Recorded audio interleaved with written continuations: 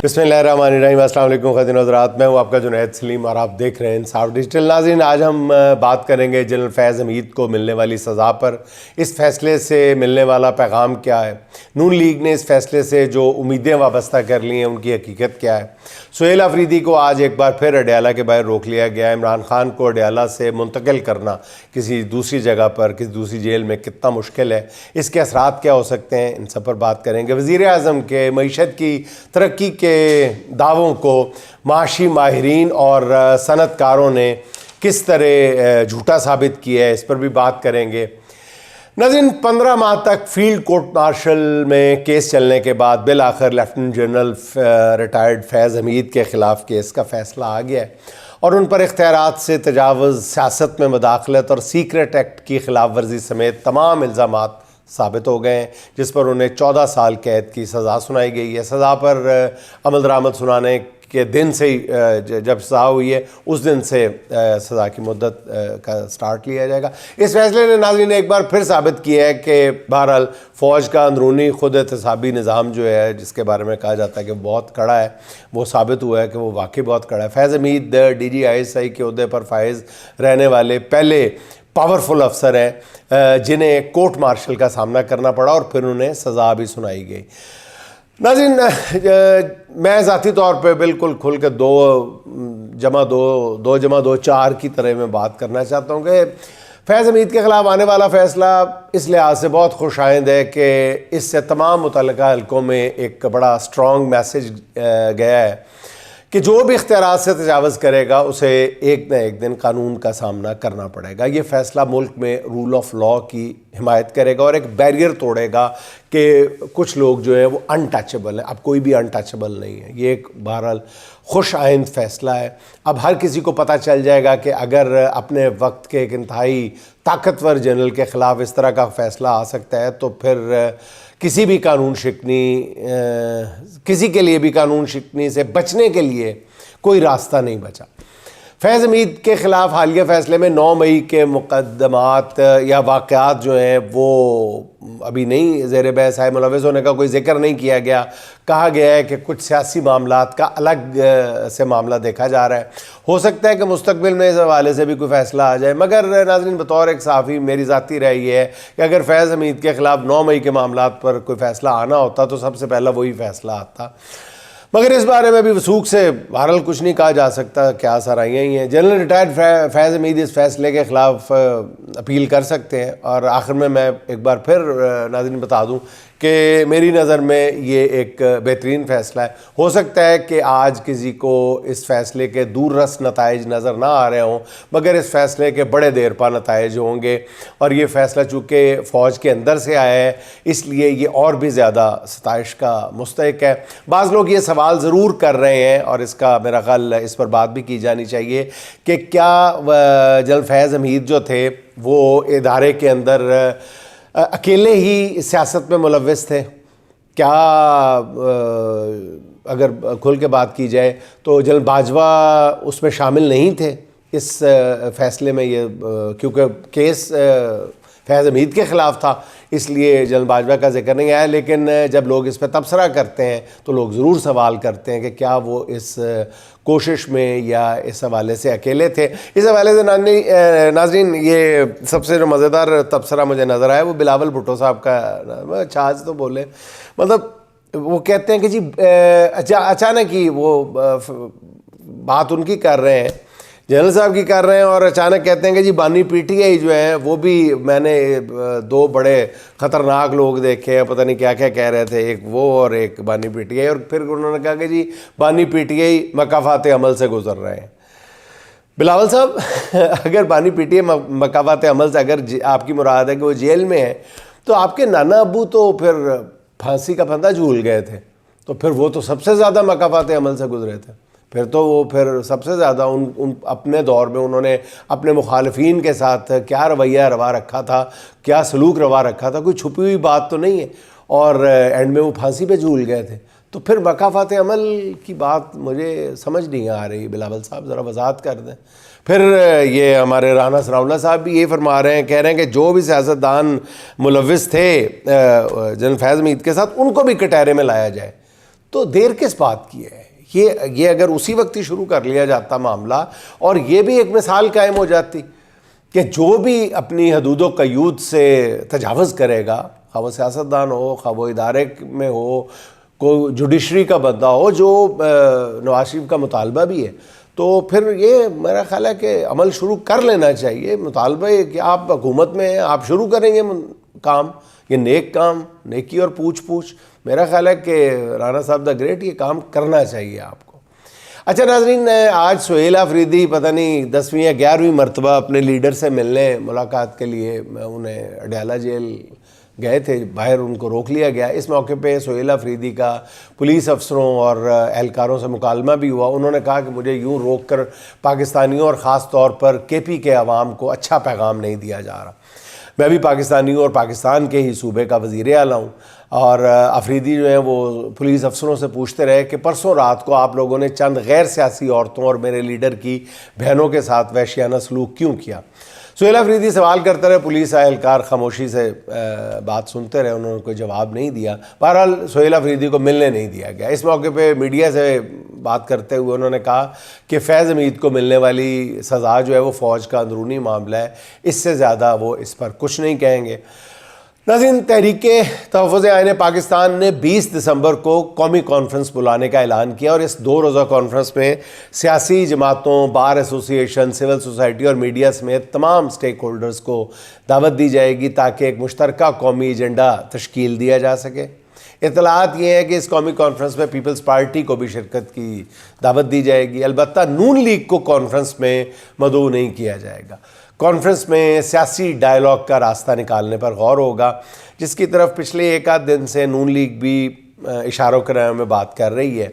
قومی کانفرنس میں Peoples party کو شرکت کی دعوت دینے کا فیصلہ اچھا نظر آ رہا ہے، بہترین ہے، لیکن میرے خیال میں اگر اسے قومی کانفرنس قرار دیا جا رہا ہے تو پھر نون لیگ کو بھی اتمام حجت کے طور پہ ہی صحیح ضرور دعوت دی جانی چاہیے تھی۔ میری ذاتی رائے یہ ہے کہ ایسی کسی کانفرنس میں پیپلز پارٹی جو ہے وہ علامتی طور پر بھی شریک نہیں ہوگی۔ تو میرے خیال میں نون لیگ کو دعوت کے ساتھ یہ گزارش بھی کر دینی چاہیے کہ اس قومی کانفرنس میں خود میاں نواز شریف صاحب شرکت کریں، بلکہ میری رائے کے مطابق محمود خان اچکزئی خود جا کر نواز شریف کو اس کانفرنس میں شرکت کی دعوت دیں۔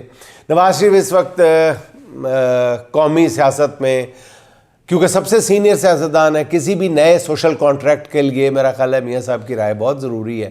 ہو سکتا ہے کہ دعوت کے باوجود نواز شریف صاحب، جیسے میں نے عرض کیا، اس قومی کانفرنس میں شرکت نہ کریں، بلکہ میں نے جیسے عرض کیا پیپلز پارٹی بھی نہیں آئے گی، لیکن میرے خیال میں انہیں دعوت دونوں جماعتوں کو ضرور دی جانی چاہیے۔ اگر وہ خود نہیں آتے تو یہ ان کی اپنی مرضی۔ ناظرین، وفاقی وزراء کچھ روز سے مسلسل یہ اندیا دے رہے ہیں کہ عمران خان کو اڈیالہ جیل سے کہیں اور منتقل کیا جا سکتا ہے، بلکہ کچھ وزراء تو بلوچستان کی مچھ جیل کو بھی عمران خان کا اگلا مسکن قرار دے رہے ہیں۔ میرے خیال میں ناظرین، ایسی باتیں وہ لوگ کر رہے ہیں جنہیں حقائق کا اچھی طرح ادراک نہیں ہے۔ پہلی بات تو یہ ہے کہ ایسا کرنا صرف عمران خان کے لیے رسکی نہیں ہوگا، بلکہ اس سے حکومت کی پریشانیاں کئی گنا بڑھ جائیں گی۔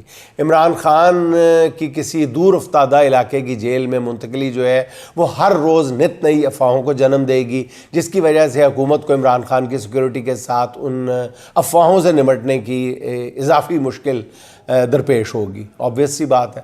میرے خیال میں حکومت کو اس بات کی سمجھ بھی آ گئی ہے، اسی وجہ سے اڈیالہ جیل کے ذرائع نے بتایا کہ جی عمران خان کو اڈیالہ سے کہیں اور منتقل کرنے کا کوئی امکان نہیں ہے، اور نہ ہی ایسی کوئی تجویز زیر غور ہے۔ جیل ذرائع کے مطابق عمران خان کی اڈیالہ جیل سے منتقلی کی خبریں جو ہیں وہ کیا سرائیوں کے علاوہ کچھ نہیں ہیں، وہ اڈیالہ میں موجود ہیں جہاں ان کا مکمل خیال رکھا جاتا ہے۔ جیل ذرائع نے بتایا کہ جی پیمز ہاسپٹل کے 5 رکنی ڈاکٹرز کی ٹیم نے حال ہی میں عمران خان کا طبی معائنہ کیا اور انہیں مکمل طور پر صحت مند قرار دیا ہے۔ اڈیالہ جیل کی انتظامیہ کی اس وضاحت کے باوجود معروف صحافی محمد مالک کا کہنا ہے کہ عمران خان کو اڈیالہ جیل سے منتقل کرنے کا فیصلہ ہو چکا ہے، اور اس کا قوی امکان ہے کہ عمران خان کو اڈیالہ سے اٹک فورٹ منتقل کر دیا جائے۔ اچھا ناظرین، وزیر اعظم شہباز شریف صاحب کا کہنا یہ ہے کہ جادو ٹونے سے نہیں، ملک شبانہ روز محنت سے ترقی کرے گا۔ وزیر اعظم صاحب کی بات تو بالکل درست ہے کہ ملک محنت سے ترقی کرتے ہیں۔ شہباز شریف صاحب کے اقتدار کو 3 سال سے زیادہ ہو چکے ہیں۔ اس عرصے کے دوران ملک 6% شرح ترقی سے نیچے گر کے 2% سے بھی شاید نیچے آ گیا ہے۔ ملک کی ترقی کے لیے جس شبانہ روز محنت کی ضرورت ہے وہ کب شروع ہونی چاہیے، اس کے لیے وزیر اعظم صاحب اور ان کی ٹیم کو مزید کتنا عرصہ درکار ہے؟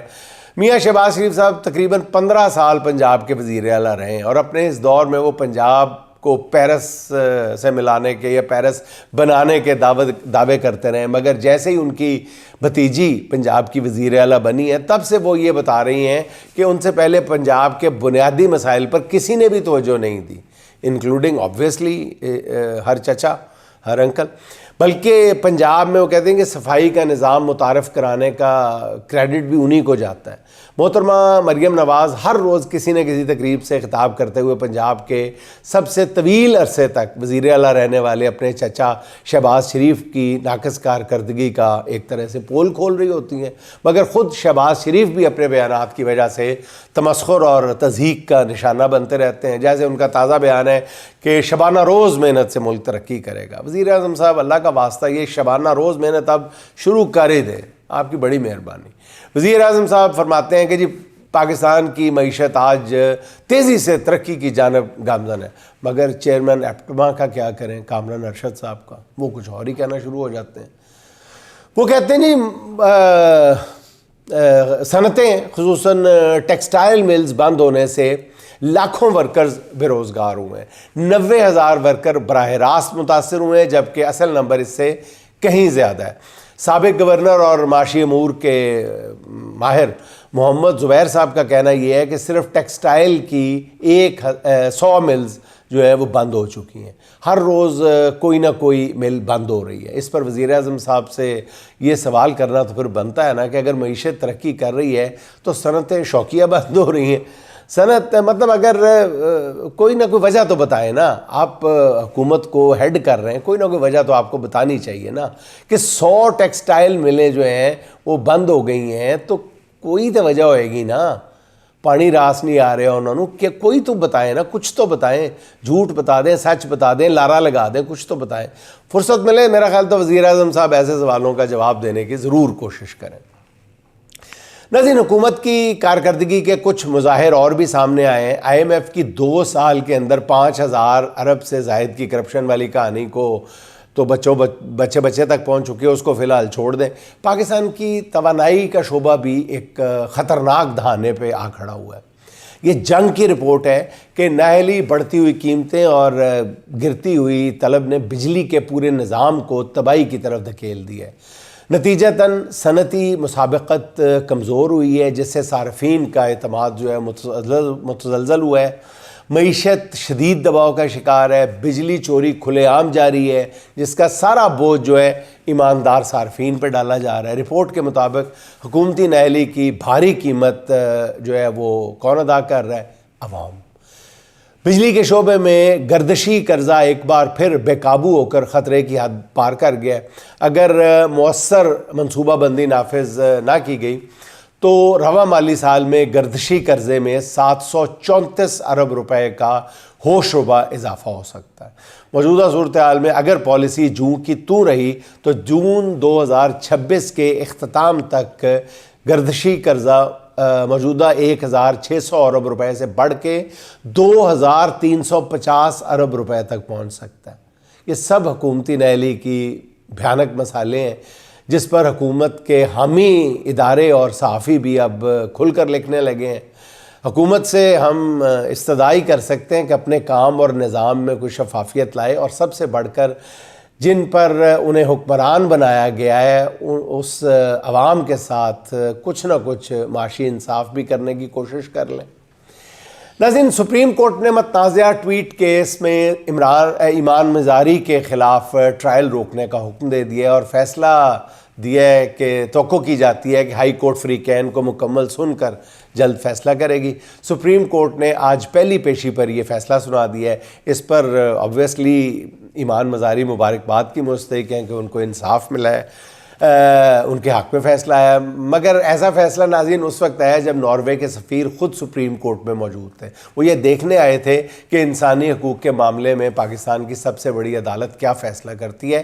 ناروے کے سفیر کی آمد کی خبر ججز کو کورٹ روم میں آنے سے پہلے ہی مل چکی تھی، اس لیے وہ بھی شاید ذہن بنا کر آئے تھے کہ آج عدالت میں ہر صورت کچھ نہ کچھ تو کرنا ہے۔ اس پر جہاں ایمان مزاری کی خوش قسمتی پر رشک آتا ہے، وہیں اپنے ملک کے بے بس عوام کی بدقسمتی پر بھی رونا آتا ہے کہ وہ کہاں کہاں کس کس کیس میں یورپی سفیروں کو منت ترلا کر کے ساتھ لائیں گے، ان کو عدالت کے ساتھ عدالت میں لے کے جائیں گے تو پھر ہی انصاف کی فراہمی کو یقینی بنایا جا سکے گا۔ یہاں انصاف کے حصول میں ناکامی پر لوگ عدالت کے احاطے میں خود سوزیاں کر لیتے ہیں، مگر خود جو ججز ہیں وہ خود سوزی کا نوٹس لینے کی بجائے اس بات پہ انکوائری بٹھا دیتے ہیں کہ سائل جو ہے وہ عدالت کی حدود میں پٹرول کی بوتل کیسے لے کر آیا۔ صرف ایک انصاف ہی مل جاتا تو ملک کے ناظرین 90% مسائل حل ہو جاتے۔ اس ملک کو اعلیٰ عدلیہ کے 60-70 ایماندار جج ہی نصیب ہو جاتے تو آج پاکستان کی یہ حالت نہ ہوتی۔ اور اس کے بعد ایک دلچسپ صورتحال یہ بھی آئی ہے سامنے کہ حکومت پاکستان نے ناروے کے سفیر کے سپریم کورٹ میں جانے کے بعد باقاعدہ ڈیمارش کیا ہے ناروے کے سفیر کو، نارویجین گورنمنٹ سے احتجاج کیا گیا ہے کہ یہ ان کے دائرہ اختیار میں نہیں آتا اور یہ خلاف ورزی کی ہے انہوں نے سفارتی رولز کی۔ اب پتہ نہیں اس پہ ناروے کی حکومت کیا جواب دے گی۔ بہرحال ناظرین ایک اچھی خبر بھی سن لیں۔ کے پی کے ضلع کوہاٹ میں وہاں سے غالباً کسی بلاک سے تیل اور گیس کی بڑی دریافت کی خبر سامنے آئی ہے۔ او جی ڈی سی ایل کے مطابق اس کنویں سے یومیہ تقریباً 3000 بیرل خام تیل اور 56 لاکھ مکعب فٹ گیس کی پیداوار حاصل ہو رہی ہے۔ یہ ملکی معیشت کے حوالے سے اچھی خبر ہے۔ جیسے ناظرین پتہ چلتا ہے کہ ہم جتنا بھی اپنے ملک کا ستیہ ناش کر لیں مگر اللہ پھر بھی ہم پہ ابھی مہربان ہی ہے۔ کے پی سے ایک اور اچھی خبر بھی ہے کہ سہیل آفریدی کی حکومت نے صوبے کے تمام سرکاری اسکولوں میں آرٹیفیشل انٹیلیجنس یا مصنوعی ذہانت کی تعلیم متعارف کرانے کی منظوری دی ہے۔ 6ٹھی جماعت سے آگے تمام سرکاری اسکولوں میں نیشنل اے آئی کورسز کروائے جائیں گے۔ اس فیصلے پر میرا خیال ہے کہ کے پی حکومت مبارکباد کی مستحق ہے۔ اور ناظرین چلتے چلتے عرفان صدیقی کے 2-4 اشعار سن لیں۔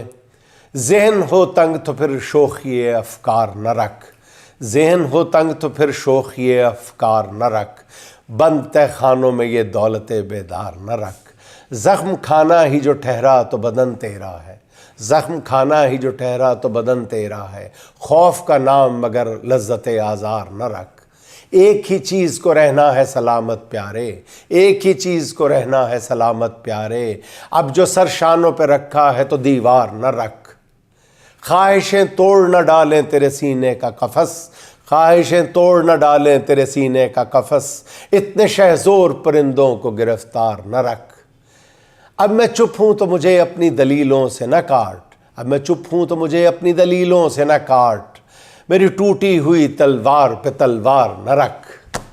ناظرین خوش رہیں، خوش رکھیں۔ آپ سے ملاقات ہوگی انشاءاللہ اگلے ولاگ میں۔ اللہ حافظ۔